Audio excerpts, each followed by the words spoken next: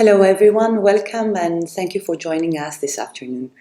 My name is Emmanouela Charatsi and I'll be the moderator of this panel discussion about artists of immigrant origin in Belgium, their professional and cultural participation in Brussels and multicultural city.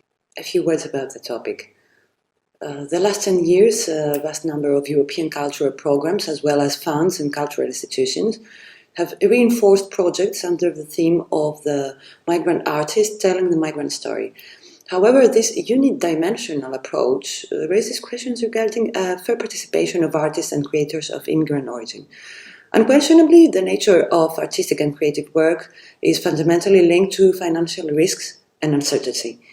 Yet, it is observed that the artists of immigrant origin are facing some additional difficulties and some additional obstacles in their attempt to access the local labor market, in other words, during their integration and participation in the host country. Yet the business know-how, the access to formal and informal networks, training and funding, as well as the opportunities for space and visibility, constitute factors of great value for the development of their careers and the reduction of the financial risks. The situation becomes more complex when we focus on Brussels, which I've chosen as an example of a multicultural European city where half of the population is of immigrant origin and where different cultural policies and programs are applied by the two official communities, the Flemish and the French-speaking community. For my dissertation thesis for the Master 2 in Cultural Management at ULB, I'm interested in the extent and the level at which the creative production of artists and creators of immigrant origin, as well as the opportunities to practice their profession, are influenced by the topics mentioned above and their immigration condition, of course. Taking the opportunity to set up a discussion panel for the Arts and Cultural Management Conference for this year, my intention is to address 3 artists who have settled in Brussels over the last 15 years and to open a discussion that does not focus only on the systemic points they might have encountered during their integration journey, but also their sense of belonging to the artistic world of Brussels, their aspirations, and their eventual proposals to the cultural policymakers. Today we are pleased to be joined by Nerina Koki, Joshua Serafin, and Ulla Sikle. Nerina Koki, a 2019 recipient of Bourse Claude Etienne, Belgium's Emerging Playwrights Mentorship Program, is a theatre artist, author, and translator. Born and raised in Florence, Italy, Nerina earned her IB diploma at Waterford Kamhlaba United World College of Southern Africa in Eswatini, a bachelor's in theatre in German at Middlebury College in USA, and a master in international artistic cooperation from l'Université de Paris 8, France. After her studies while working as assistant director for Italian theatre company Motus and American theatre director Karen Conrad, she established herself in Belgium.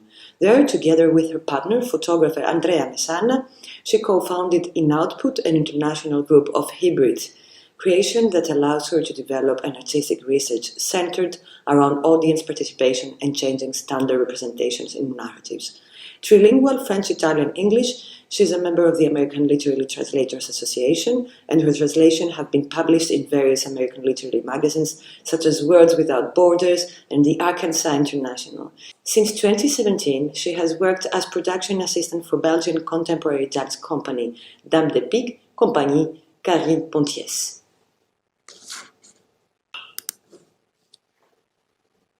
My next guest is Joshua Serafin, who is a visual artist, contemporary dancer, performer, and maker born in the Philippines. He is currently based between Brussels and Manila. He is a graduate of Philippine High School for the Arts, where he majored in theatre arts. He studied at Hong Kong Academy for Performing Arts with a major in contemporary dance, and recently graduated from PARTS. And he is currently taking his master's in Fine Arts and Visual Arts in Kask School of the Arts, Ghent.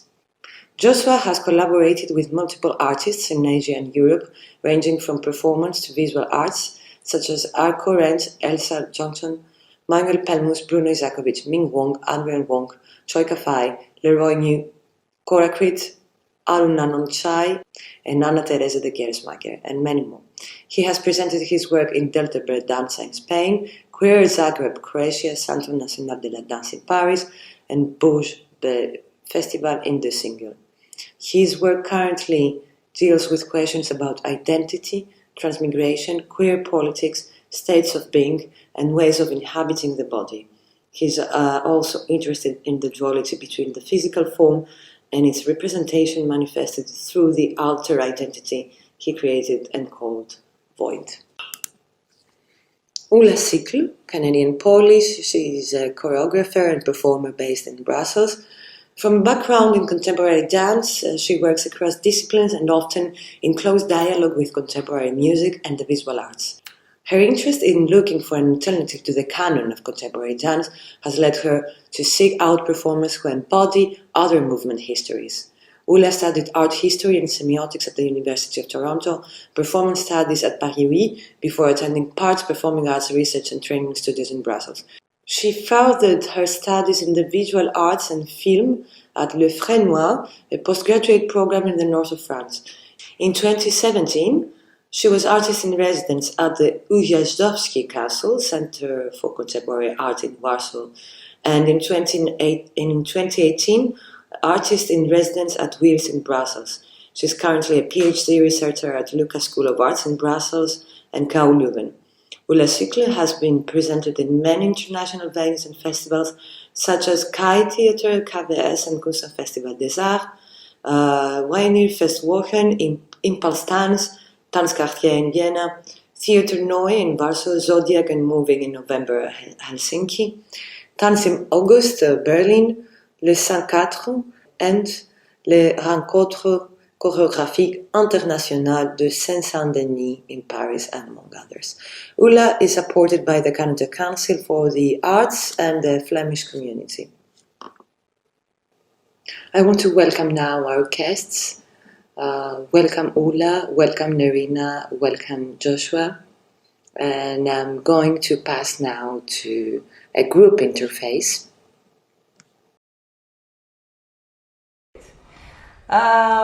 So we are going to create this little game for us and for our audience. So I would like you, before sharing your personal experiences and thoughts on the topic, that we all participate to this little game. I'm going to also participate in this little game. And I'm going to create for you an imaginary character. So this is a persona. This is an imaginary persona. This is Betty. She's a dancer and a choreographer from Tanzania. She's a professional with an experience of already 15 years. And she just moved to Brussels. Would you please share the first 1-2 words that comes to mind and you want to share with this person?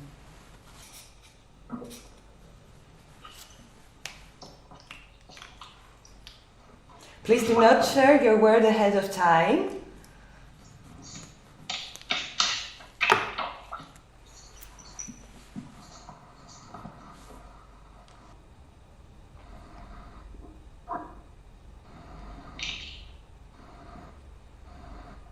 Ready?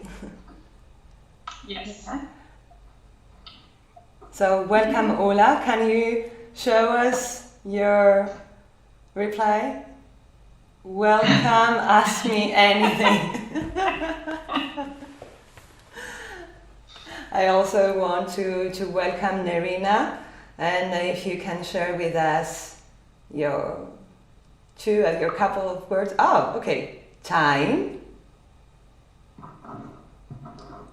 Offer your experience as your truth. Hello, Josh. Welcome. Information and integration. And that makes also a very good title for a song. The struggles. Yeah.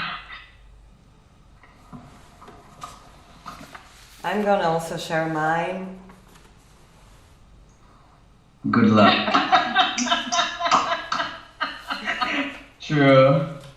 Okay, thank you everybody. I think that we already set the tone of this conversation. I think that the audience also got already an idea. So you arrived in Brussels with your knowledge, your expertise, your experience. What are the first steps you made to establish here your creative career? So I would like to address this first topic to Nerina, and I want to know, how did you learn all about the legal frame of the employment and your social rights in Belgium? How you learned, or how you gained access in the ways of how you can manage your activity?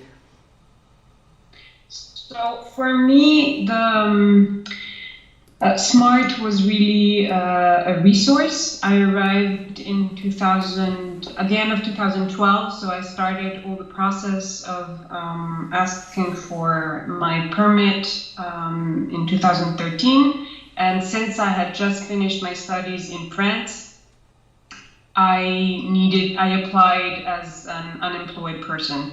So I'm sorry to interrupt you, just for the audience, because we have people that they are not Belgians or not locals. Can you please explain very quickly what is a SMART?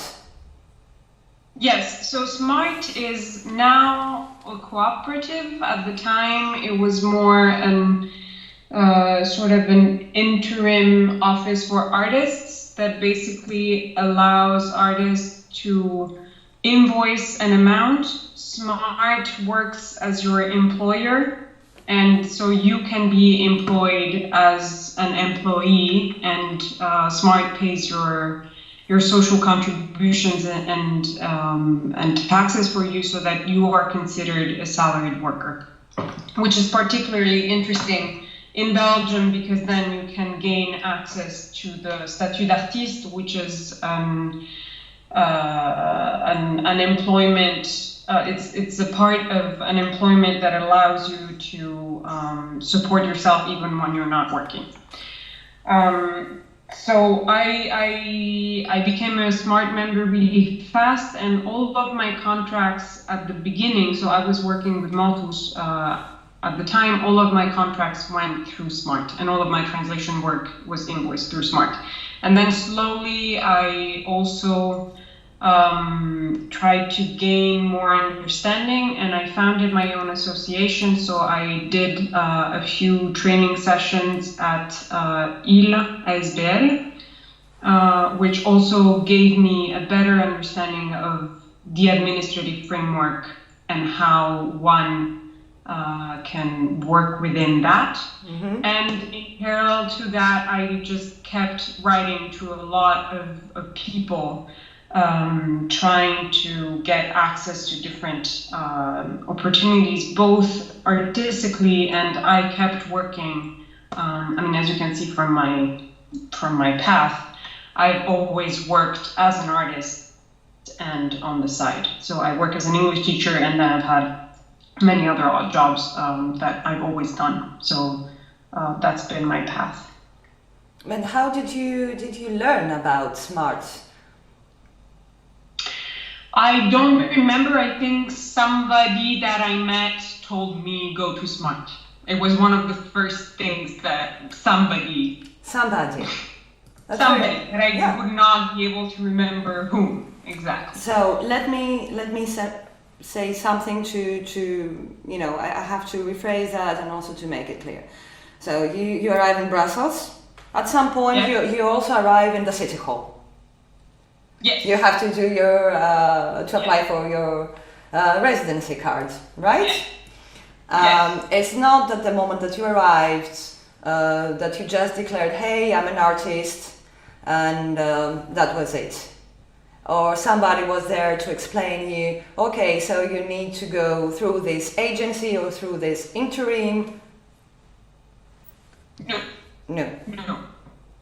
Well, it was a lot of figuring out information. But to be fair, it was my fourth move in under 10 years. So I was used to the process. It didn't feel particularly strange. All right. Maybe it's interesting to address the question to the rest of you, but just in one word, how did you access this kind of information when you firstly arrived?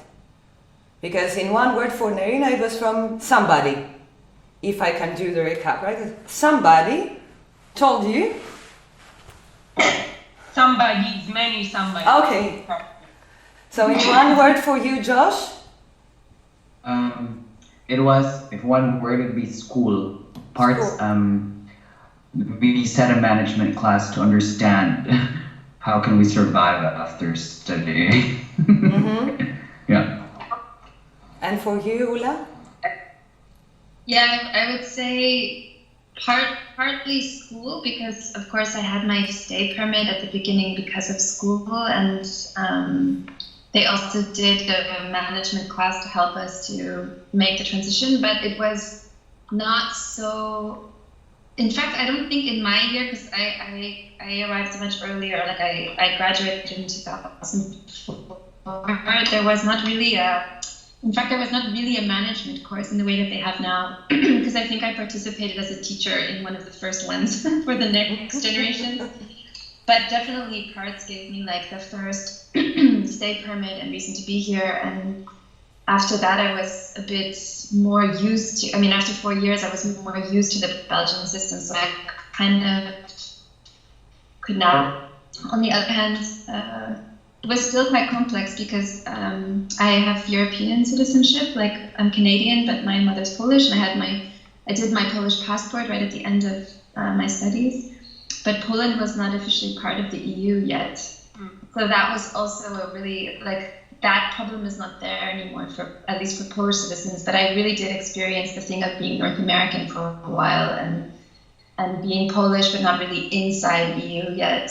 So that was quite complex. And I have to say, there was not so many people I could talk to. I had to really go from office to office and ask and find out and research and go to the embassies. And in the end, I did it first through my partner that I got my stay permit, and then only later got into the system and was able to do it through my Polish citizenship.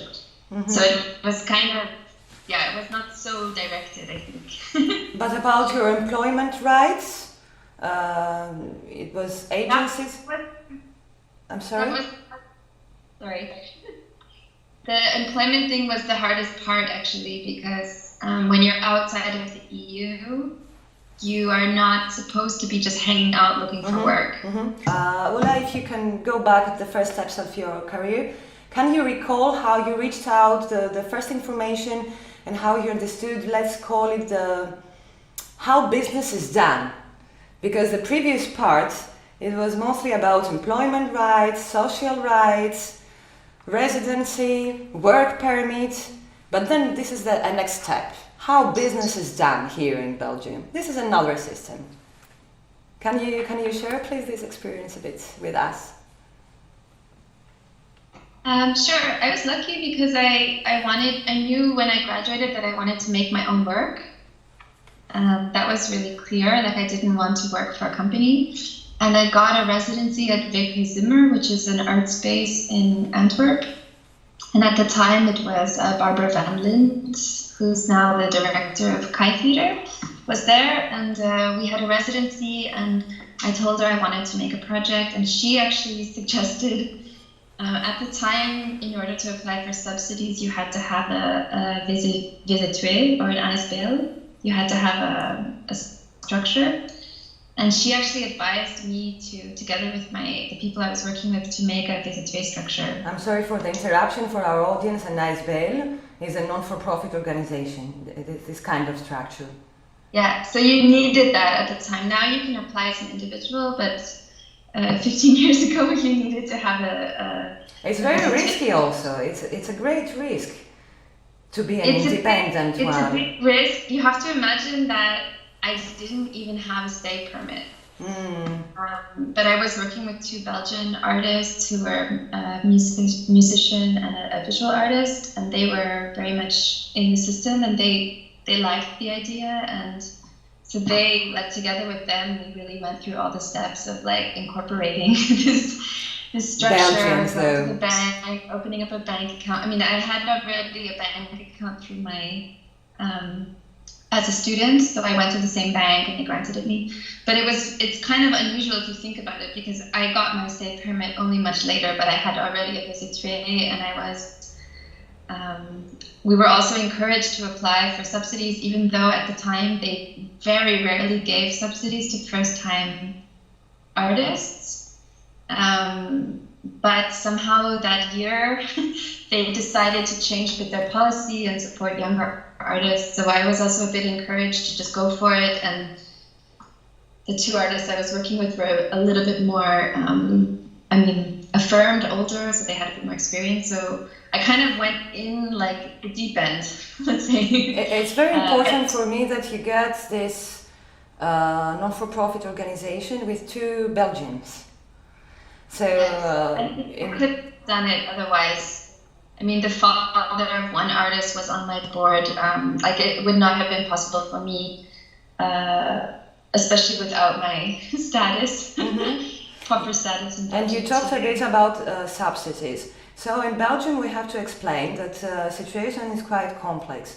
We have two speaking communities, and at the same time, there are also different cultural communities, the Dutch speaking and the French speaking. Okay, in one word, without the obligation to comment or explain why.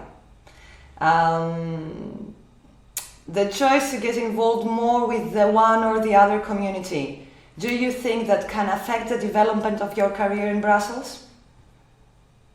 Yes. Yes. Yes? Yes. Okay. I'm going to move to the next question and the next topic. The artistic work by its nature is linked to financial uncertainty and periods of unemployment.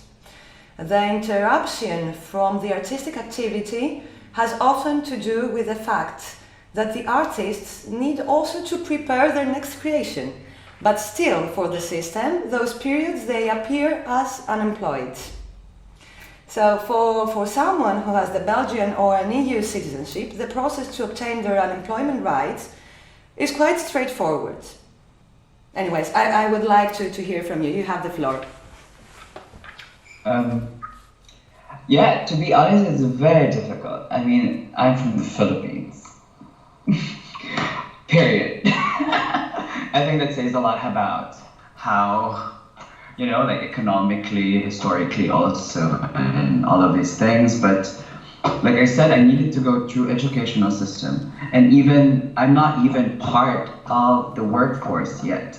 Even though I've been working a lot in Asia, for example, I've worked with this artist I really needed to work with. I work here in Europe and tour around, but it's always, it's a bit of a tricky situation because I want to pay tax, but the system doesn't allow me to pay tax because you're a student. So, you wanted to start your social contribution, all of this. I think already the struggle begins with getting a residency card. I applied for my residency card and I needed to go back to the Philippines, and they said there was a change of policy, so my card wasn't ready, so I was stuck in the Philippines for 10 months because I was applying for a visa. I was applying for a visa 3 times, it was denied twice, but it was super weird because I know I have funding for my work that has been existing 1 year, and all of this bureaucracy. So now that I'm back here, I'm a student, but I'm still really far off from I still need to prove after my studies certain years of working, and through that I need to get an independent, and to have an independent status you need to prove that you can work in a certain years, which you don't know what's going to happen.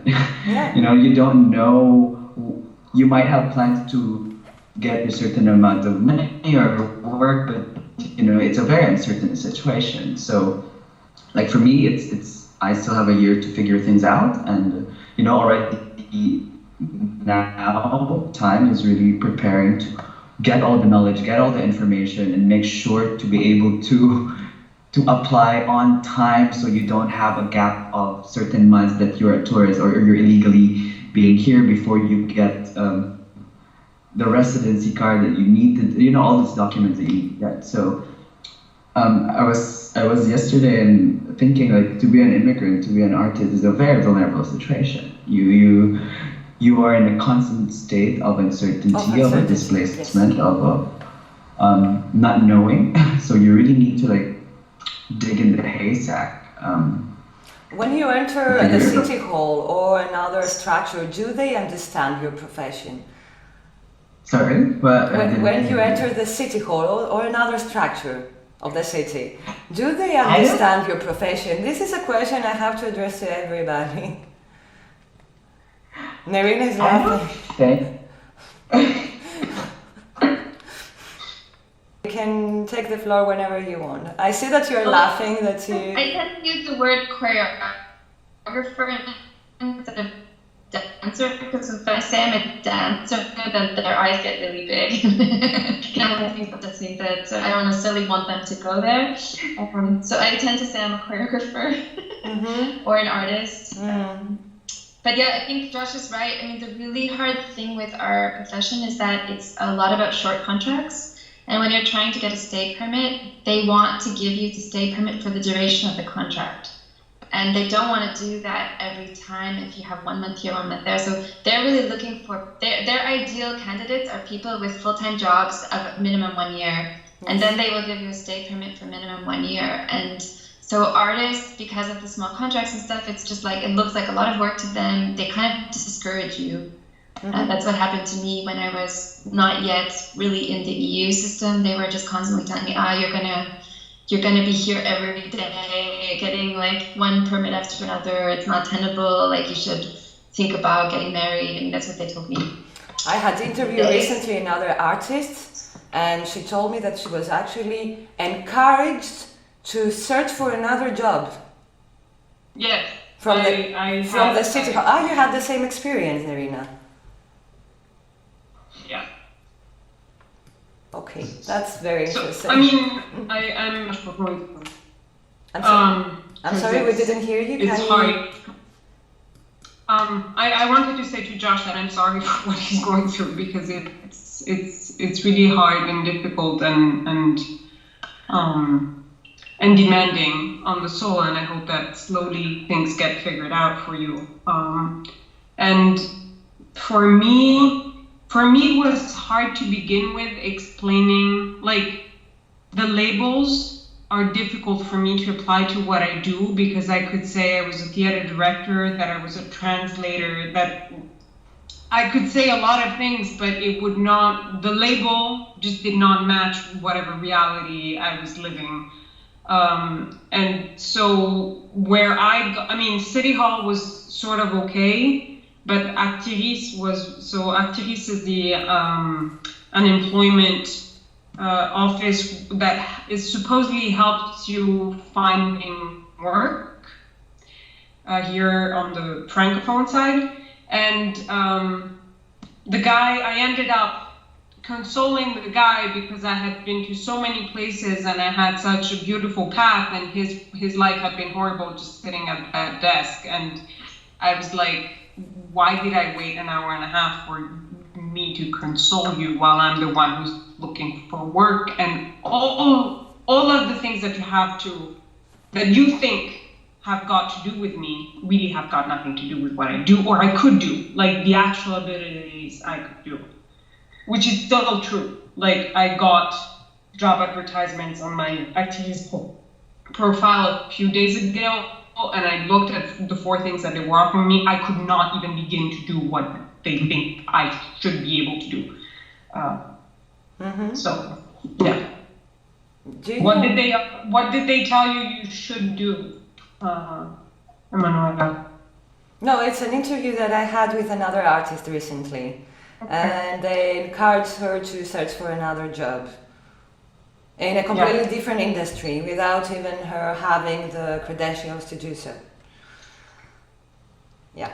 Yes, of course. I can also just say that I really understand where Josh is coming from, because I do feel like if you look at the global perspective in the world right now, like having an EU access is really like a passport to everywhere. Yeah. It's even better than being North American, for example, or like, but there's there is a hierarchy. It's not that we're looking at the globe and it's like all the same from where you are. Like, it was also difficult for me to come to integrate into Belgium as a Canadian, because being North American, but was probably relatively easier in some way. I mean, also having this on the side of my mother to have the Polish citizenship, but still, like, the access, if you come from Africa to Europe, if you come from Philippines, if you come from anywhere else in Asia, or from, it's very different depending on where you come. And I guess it's also the EU, having the EU's passport is like a goal to wear. So I think that it also facilitates your job when you're touring to have an EU citizenship. Is that right? Yeah, like for Which me, is a very I important need to part of your apply- work. Performing arts, Right. you're a performing artist. I mean, you have to tour. Yeah. And as a Filipino, I need to apply visas in every country. And that takes money, that takes time, that takes many stress, because you don't know, like, if you're gonna get it or not. That can So affect to also have your opportunities, because, for example, there can a be stronger path. there can be a producer and a choreographer and say, hey, I would love to have this person, but I don't have the budget to support blah and blah, his visas, or the time to consume on creating this kind of conditions for, especially for Joshua. So in a way it can affect also your opportunities, from what I understand. It cuts a lot of possibilities, let's say. I would like to understand, because I want to explore also this topic, as I said before, about your sense of belonging. If you feel that your inspiration, the aesthetics of your work, or even the rhythm of productivity gets affected by this specific local trends or narratives, or some specific topics and interests that are suggested by national or local cultural institutions. Let's start with Nerina. For me, Brussels definitely sets the tone in terms of time, especially. I am starting to feel Belgian artistically, in the sense that I feel that it's 8 years now that I'm here, and I'm starting to understand that you can talk about projects that aren't fully formed, that you can share your ideas and see where that takes projects, and that you can be in that more fluid state. Whereas when I first arrived, for me it was more, okay, this is my project and this is what I'm gonna do. I feel like what this community that we have has allowed me to slowly do is to build research on research on research, and to take different opportunities to find ways to express what that research has been bringing. And that here I can work with the stage, I can work with words, I can work with different forms without necessarily having to define myself. Which is not, for instance, in Italy that was not true, in France that was not true, and in America also was not true. So that's, I think, the very positive aspect of being in the city, and also being exposed to such diverse artistic expressions. Like, we really see a lot of things, and also it's easy to travel from Brussels to other places, which allows you to be exposed to also different things and to keep cultivating what doesn't happen here. So that's Brussels has an opening to the outside world that for me is personally very, very important. And that I think feeds a lot of us differently, and then things can happen. Do you think that some specific topics get favored by the cultural institutions here? Maybe this is a question that I would like to address to Josh as a more specific question. I think definitely there's a certain aesthetic, there's a certain topics, there's certain thematics that is favored. And it's very clear, and I don't know if it's been like this for a long time, but of course, you know, it's a story in my personal, it's a story of an immigrant, or like my history, my narrative, but also like, or like, you know, it's all about identity, let's say. And this, I feel this topic has been existing or has been quite a trend. Mm-hmm. I don't know if it's a good term to use. Yeah, why not? To be upfront, let's say there's a trend. Okay, I'm gonna be really harsh. There's a trend on exploiting an individual's identity, and these identities are usually identities that's not from here. It is in a way exoticizing a body, which is kind of like, yeah, and it's what this, I think, Brussels. That's just one particular thing. Let's say I also believe Brussels in Belgium has a very diverse way of approaching of you know on what works and what's not, and which work to program, for example. But there's a certain favor, at least for certain topics. But I'm also like in my own narrative. It's my inspiration comes a lot from where I'm from. So you know, my identity as a Filipino, as a queer Filipino, but also I'm educated in Europe. So the way I see choreography or technicalities or composition is Western. So it's so you feel that it is aligned with the trends of the city? Yeah. Sorry? So you feel that it's somehow aligned with the trends of the city, or what is favored from the local cultural institutions? Yeah, there's a certain hybridity, let's say, and this hybridity has been an interest, I guess, but I'm just making my own assumption based on my experience and this my is what we want to hear, your own but, experience. Yes. Yeah, at least I early on, even before I arrived here, there's always a desire to make intelligent choices, you know, in terms of what work to do and but also it's a mixture of intelligent choice, but in a practical scale, but also how much authentic I am, that this is not just being driven by the market, you know, like there is a terminology about this. This is a rational choice, actually. You have this is a rational choice. There is terminology in the economy also of cultural management. And what about you, Ula? I've just been here for so long. I feel that I've been through so many different waves. Because I've been in Brussels for 20 years and I've been making work for 16.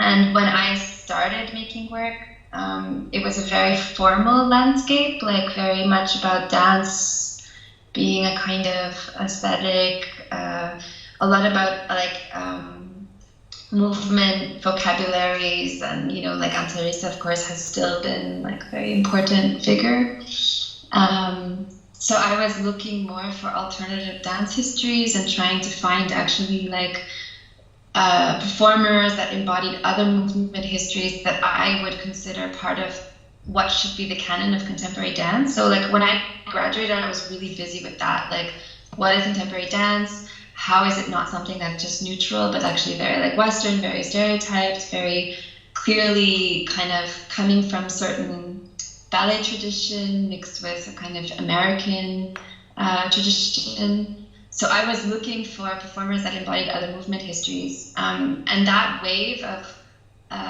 like opening up and diversifying like the bodies on stage, diversifying the dances on stage really like became a trend. at the moment when I actually almost had been stopped to do that. So it was kind of like a funny, like in a way I did it because I felt that there was not enough diversity in languages on stage, like movement languages. Of course, people were talking in all kinds of languages because that was always big in Brussels. Like, oh, the dance community is so international. Like, oh, Aunt Teresa or Banta Cabas have so many international people. Everyone's going to say hello in their language. Like, I don't know how many pieces I saw when I first came to Brussels like that. But the movement vocabulary was always very similar and very kind of.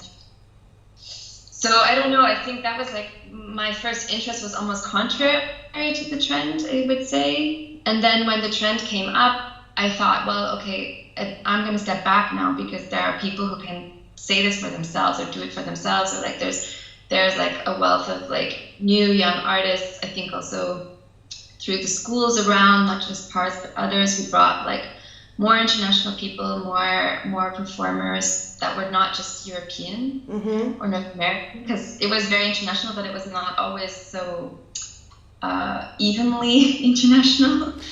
It is actually a very interesting topic what you just opened. It's a conversation of the last year, like the decolonization of arts as well, and also the lack in body and history and space.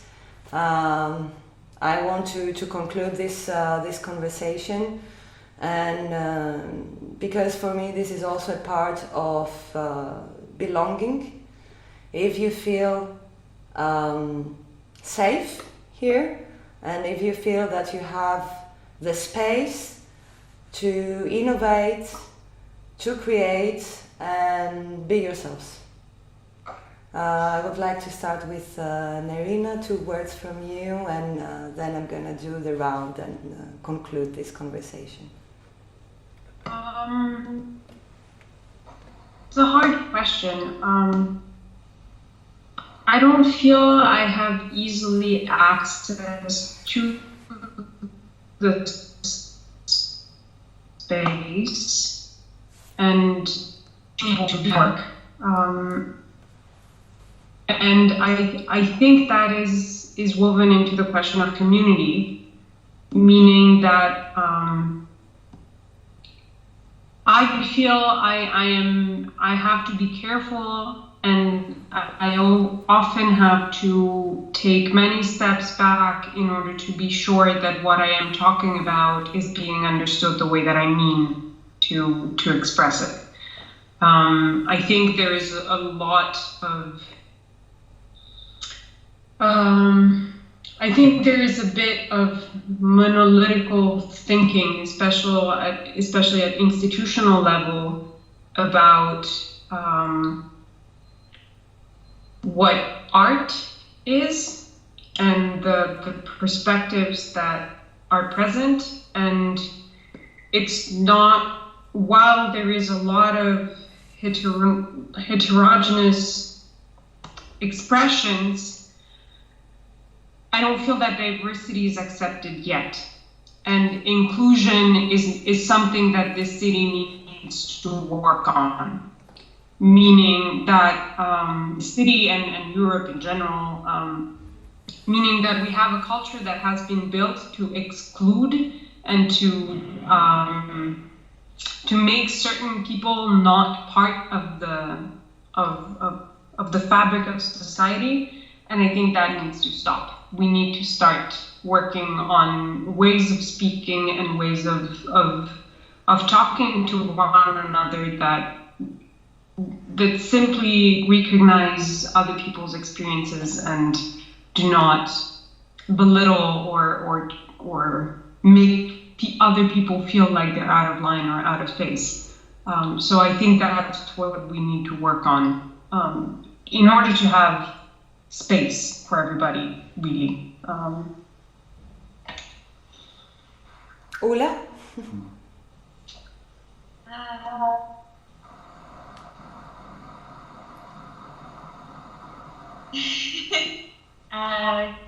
Yeah, I mean, it's a difficult question to answer, of course, because I also feel that Europe has changed a lot and is changing a lot, and Brussels inside of that is constantly evolving and changing. So it's not like a cozy, comfy city for sure. It's like a rough city. You see that, just also the vibe on the street is not like I don't walk through Stockholm like I walk through Brussels. Don't always feel safe in the city, especially after hours. So like this kind of, as a woman, but also with colleagues and friends, I see that it's not always so easy.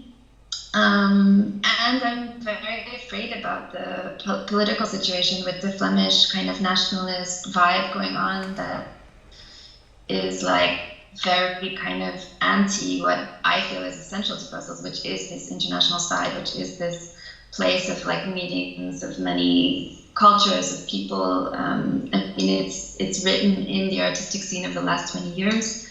It could go much farther, but like I feel that there's also a wanting to pull it back, and that makes me feel uncomfortable. Okay. And insecure about what the future will be. Also, will the artist that stay something that's important for the city or not? Will the funding stay or not? Will, many of the things that the things that we actually get comfort from, like once you're in the system, they are even being kind of put in jeopardy. So that makes me feel insecure a bit, yeah.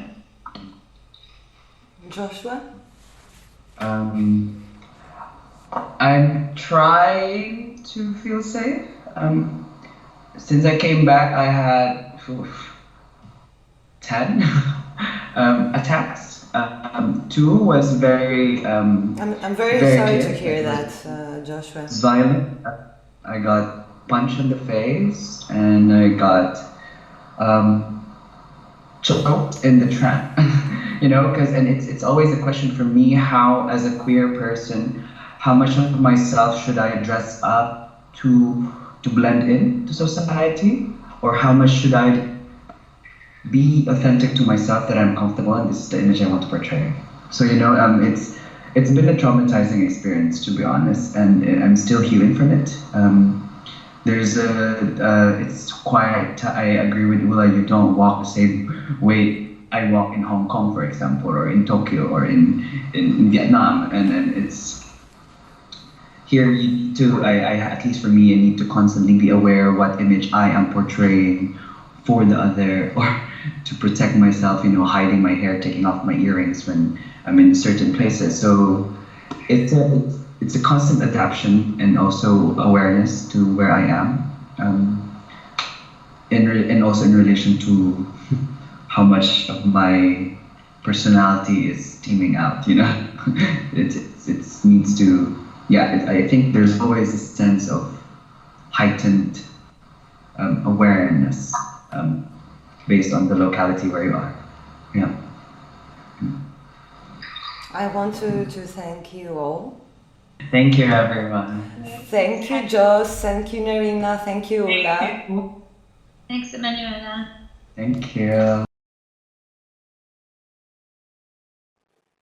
Once again, I would like to thank our panelists and conclude with few key points. After several interviews, it has come to my attention that none of the supportive systems important to the development of a creative and artistic career are proposed, are offered, or have been accessible in an institutional and instrumental level. The artists I've met have based their knowledge of the Belgian system, the business know-how, and the strategies to access funds, subsidies and promotion, mostly in informal networks, sometimes even at the kindness of strangers. The international artistic community itself has been more supportive than the city, the institutions, the cultural and intercultural policies. And although Brussels is a multicultural city, there is no specific framework to facilitate what I call the first participation of international artists.